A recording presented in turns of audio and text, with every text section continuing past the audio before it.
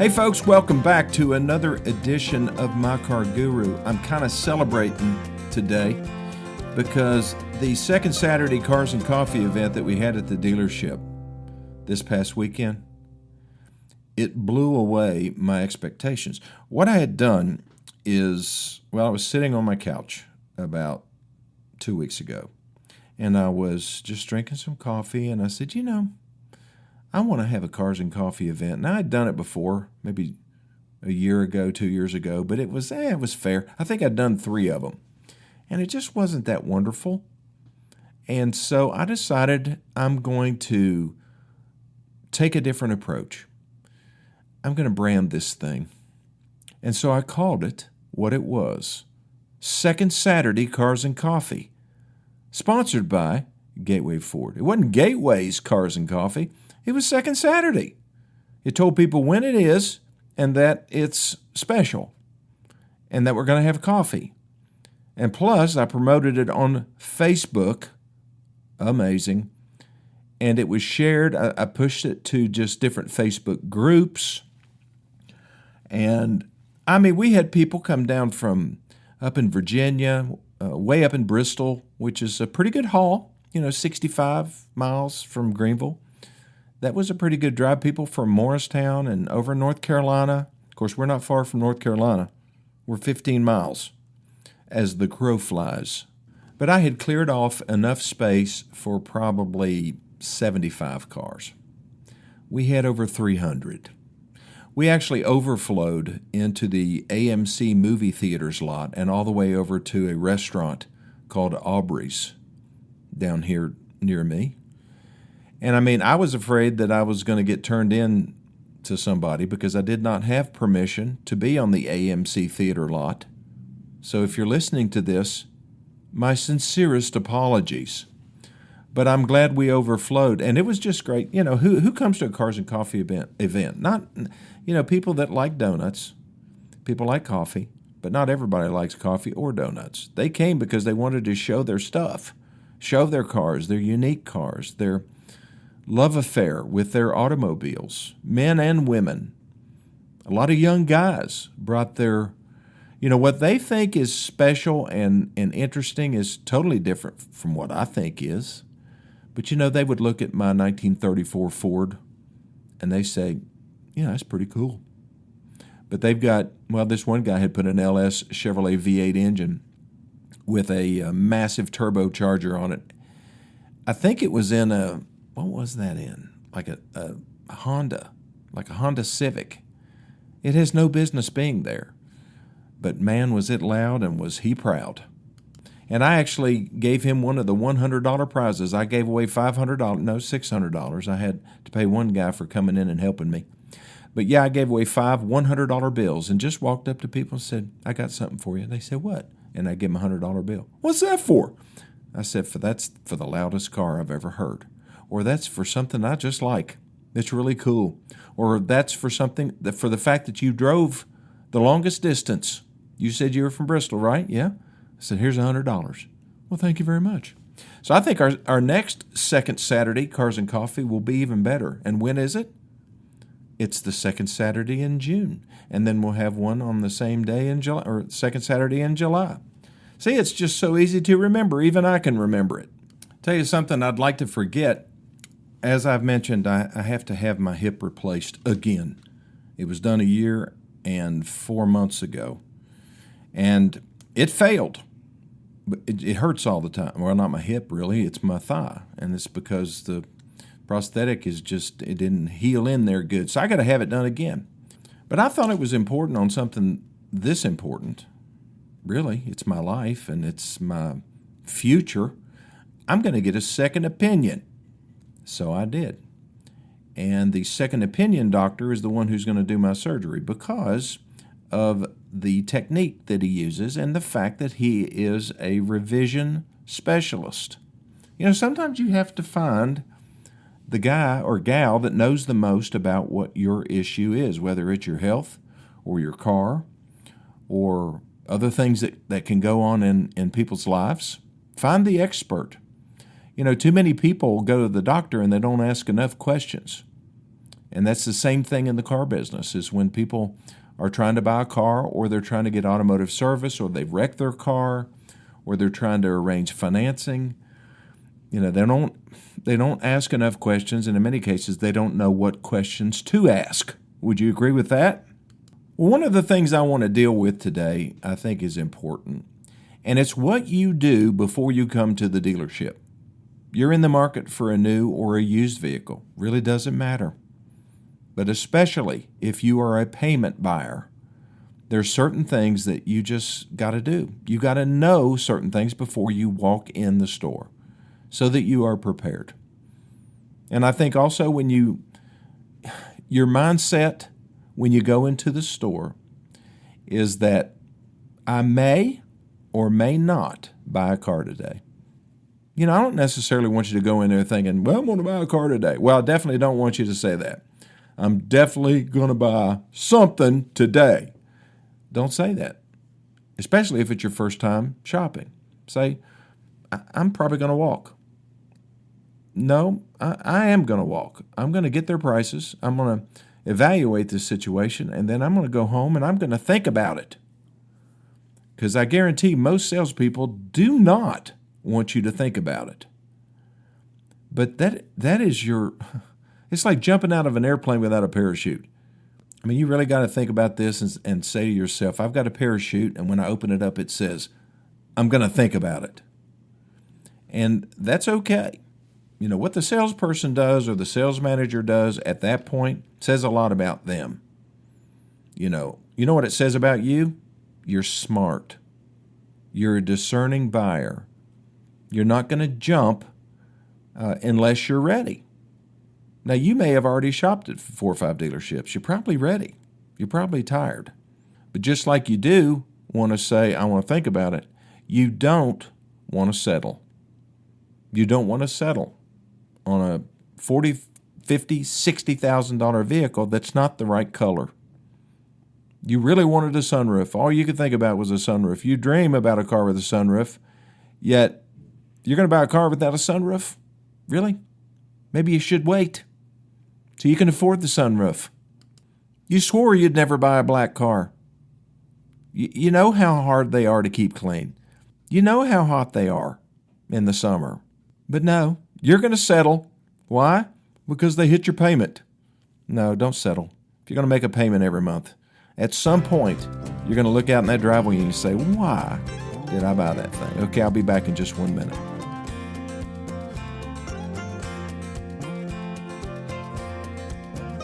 Okay, so what do you need to know before you go into the dealership? If you've listened to this show for any long period of time, you've probably heard this before.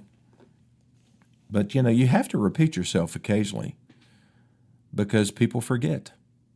And, there are young folks out there that have never bought a vehicle before.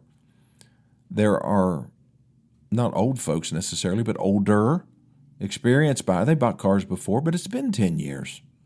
Things have changed. Technology. We won't even go there today, okay? We're going to talk about 3 things you must do before you walk into a car dealership, especially if you're a payment buyer. Number 1, you got to know what your budget is. You've got to really think about this. You've got to look at what your outgo is right now. Maybe you haven't had a car payment in a while. Is your insurance going to go up? Yes. Is your car payment going to be probably higher than you're thinking it's going to be? Yes. If you haven't done the math and know what you can afford to buy. But that's really hard to do if you don't know what the second thing is, and that's what your trade value is. What is your car worth that you're getting ready to trade in? I talk a lot about how important it is for you to get your trade ready, to get it detailed. My daughter, Abby, has sold her leased, Ford Expedition. And what she does, she'll lease them for 2 years, and then probably at about 12 months, she's looking for a buyer. And she was able to get out of this one, I think 6 months early. She's got a new Expedition coming in, and she just puts it on Facebook. And one of her friends who lives in Nashville has a friend that is wanting an Expedition just like hers, and she's the one that's getting it. So Abby turned it in today, and I lost my F-150 to her until her new Expedition comes in. I'm probably not going to be happy. I decided I'm going to try out one of those little Mavericks. You talk about culture shock going from an F-150 to a Maverick, but the Maverick is pretty cool. So anyway, I'm going to see what it's like. But back to trade value, she knew what she could buy the vehicle for. She just called Ford Motor Credit, which is the leasing company, and said, "What's my early buyout?" They gave her a number. Then she priced it to her friend's friend, and they said yes. So Abby has her car sold. Matter of fact, she made a little bit of a profit that will help her with her upfront money on the next lease. See, I raised her right. And you can do this same thing, if you lease a vehicle. You don't have to keep it for 3 years if it's a 3-year lease. I would never recommend leasing a car for more than 3 years. Maybe they have some 39-month. For some reason or other, they have 39-month offers that are sometimes they're pretty good. But still, you can get a lease buyout. You can wait till the end of the lease, but I don't recommend it. I would try to terminate a little bit early. Really start trying to sell your vehicle about 6 months before. Just put it out there. Can you advertise a car in the classifieds or, in some type of a newsletter or on Facebook Marketplace that you don't own? Yeah. It's a lease car, and you know what your buyout is. You can advertise it for that price plus some and have it pre-sold and then get into another new vehicle. This is not a show on leasing, but that is a pretty cool deal. So she knew what her trade value was. You have to know what your trade value is before you walk into the store. Well, how do you know for sure, Lenny? Well, you call me, or you take it around and show it to different people and tell them you're trying to sell your car. What will they give you for it? Go to, let's say you're trying to buy a Honda, Johnson City Honda. Well, go to the Toyota store and see what they'll pay you for your car. You're thinking about selling it. Of course, they'll try to put pressure on you to trade with them, maybe buy a Highlander instead of a Pilot. Say, no, I think I'm going to sell my car. Do you owe anything on it? That's none of your concern. I just want to know what you will pay me for my car, as is. And then when you finally talk them into giving you a number, then maybe you go to a Chevy store or, Subaru store, find out what they'll pay you for the car. Because your car's really worth what somebody's willing to pay you for it, right? Or you can just send the information to me, and I'll make you an offer, and I'll buy it. I don't want to have to go to, Olympia. Where's Olympia? Washington, and get it, because of the transportation charges. But I can tell you what it's worth in Olympia, Washington. And if you can get close to that, then you've done pretty well. But you have to go in there armed with that. The crazy thing is, if you don't, you're going into a dealership, you're going to hand this total stranger your keys, and he's going to put a number on that car. And that's what they're going to base your deal on. Well, who made him an expert? Did you elect him to be an expert? I mean, he probably is, but what's his motive? To pay you as little as he has to. And he's got no competition because you're there. You don't have any other numbers. But when he comes back and offers you $5,000 less than you've been offered, then you can turn around and show that to him and say, no, if you'll give me this, I might trade or get really close to it. Other than that, I'm walking. I'm going down the road. You'll get some action then. Is this bold? Is this too bold for you? Don't let it be. It's just words, really. I mean, it's just you just saying things that I tell you to say, and they work automatically. I mean, I've done this long enough in the car business. I know what works, and I know how these yahoos behave. But they're not all yahoos. I shouldn't say that. Sometimes I do refer to them as that. There are a bunch of them that are. Either yahoos or gypsies. Okay, what's the third thing? Well, you have to really understand your credit qualifications. You have to know your credit. You have to know what your beacon score is. You have to look realistically at your debt to income. These are your credit qualifications. If you have too much debt, too much outgo, you're not going to be able to get a loan approved. If you are borderline, you may get it approved, but you're going to suffer from a higher interest rate. And then if you have a very low Beacon score, then it might be hopeless. There may be no need to go car shopping. You're just wishful thinking. So how do you find out what your real credit situation is? Well, again, you can share the information, your credit information with me through My Car Guru, and I can help you with that. I can tell you, what you're going to face. Or, if you know somebody else in the car business, they could do it. Don't do it at the dealership where you're trying to buy a car, though. Go to your banker and ask him to do it. Do you have a banker, or do you just use online banking? That's one of the advantages of having a local banker, a place where you have your money, your, let's say, savings and checking account. Just go in and ask to speak to a loan officer. Since they have, since you have an account with them, they'll pull your credit. You just have to fill out an application, and tell them you're thinking about buying a car. They may say, well, we don't do car loans. Would you please check my credit for me, though, and give me some counseling here? I'm asking for a flavor. Okay. Some of them still may not do it. So what does somebody need to pull your credit? Well, they need your real name, not your fictitious name. We don't need a real ID, that's for sure. We do need your Social Security number, your address, your date of birth, and that's about it. We can see everything we need to see, but in order to get a credit to really have a full understanding of your credit situation, we have to see what your debt to income is. And that's what's going to determine whether, one of the main determining factors are whether you can buy or not, and what kind of interest rate you're going to have to pay. And the deceptive thing is when you see these ads that say, no credit, slow credit, even recent bankruptcies are no problem. That's a lie. It's a problem. Now, there are loan companies out there that they like recent bankruptcies. You know why? Because the slate is clean. It has to be a discharged bankruptcy. It can't be, you can't be in the throes of bankruptcy process. It has to be discharged. And then sometimes you can start over, but you're going to pay 28% interest. That 0% financing that you think you're going to qualify for, you're not. And when they say no credit application refused, you know what that means? It doesn't mean that they promise you that you're going to get financed. They're promising you that they will look at your credit application. They won't refuse to take it from you, but they will refuse to extend credit. This whole slow credit, bad credit thing, it goes into something called the secondary market. If you're a primary customer, you've got a good Beacon score, you've got good debt to income, you're responsible when it comes to your financial responsibilities. If not, then you're going into the secondary market.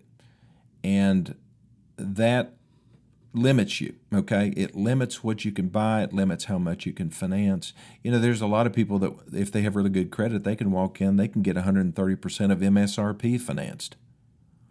Now, who would want to do that? Well, somebody who's really upside down and who really, really wants to trade. And they're one of those who go in and they say, I don't care, I want it. And they end up getting so buried in their trade-in that they want to trade in 2 or 3 more years and they can't because they have so much negative equity. It's just a vicious cycle. Okay, I'll be back in just 1 minute.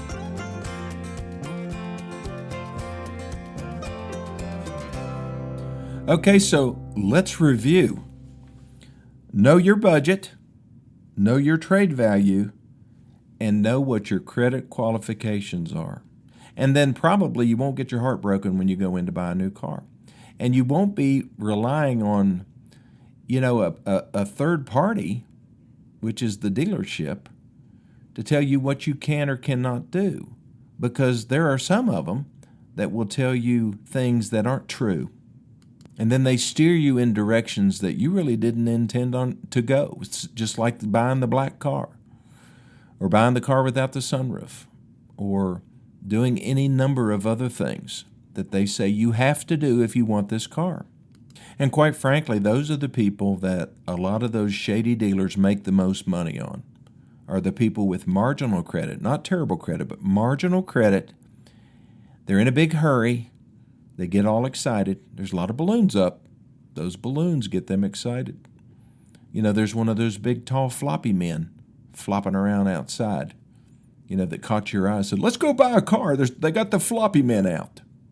And those people haven't done anything except just, you know, turn on their blinker and turn into a place that's going to cost them a lot of money. You got to plan first, folks. A lot of you know that. Share this information with the youngsters out there and with the people who need to hear it. You know, you may be totally secure in your life with millions of dollars in your 401k and, you know, comfortable in retirement. But there's somebody that's young out there that needs to hear this. And, you know, if you listen to you can share a podcast if you know what a podcast is. A lot of people don't. It has really surprised me. I didn't know what a podcast was 5 years ago. I'd never listened to one. And now I have one. So just tell them to listen to My Car Guru podcast. And it's on Spotify. It's on Amazon Podcasts, Google, or Apple Podcasts. It's just all over the place. Let's just make sure that the people who need to hear this are hearing it. Because some of the biggest financial mistakes they will ever make will be buying cars from the wrong people, getting taken advantage of, because they just don't know what they don't know. Well, thanks for listening to this edition of My Car Guru. You can get in touch with me. It's easy, 423-552-2020. That's my cell phone. Send me a text. Send me your 17-digit VIN number. It used to be 13 digits when I first got into the car business. Now it's 17. Send me the miles. Send me the equipment. What kind of equipment package? What's the condition of the car? Does it need tires? You know, is it beat up? Is it nasty? Or is it a spotless car? I can tell you what the car's worth and hit it probably within $250, $300 of what somebody's going to offer you for it, if they pay you full value for it. If they don't, there's no telling what they'll offer you. We can also pull credit, and because we have a relationship through this show, I can take a credit application and I can tell you what you will qualify for. And you don't have to buy anything from me. You know, you can absolutely do this wherever you live in this great country of ours, and you can walk into a dealership prepared. So call me 423-552-2020 or send me a text or send me an email to LennyLawson2020@gmail.com, and I'll see you next time.